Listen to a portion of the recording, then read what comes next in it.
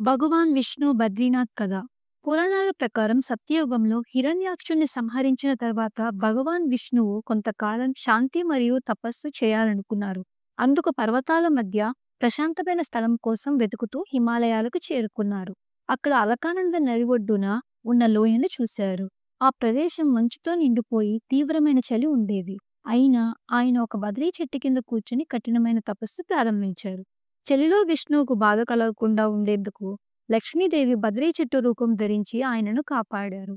ఆమె ఆ చెట్టు రూపంలో విశేషంగా నీడనిచ్చి విష్ణువును పూర్తి రీతిలో రక్షించారు. అందుకే ఆ ప్రాంతాన్ని బదరీవనం అని పిలిచారు. అక్కడ తపస్సు చేసిన విష్ణువుని బద్రీనాథ్ అని పిలిచారు. విష్ణువు చేసిన వేల సంవత్సరాల తపస్సుతో ఆ ప్రదేశం మహాపవిత్రమైనది. అందుకే బద్రీనాథ్లో విష్ణువు తపస్సు శక్తి మరియు లక్ష్మీదేవి రక్షణ ఉన్నాయని నమ్మకం.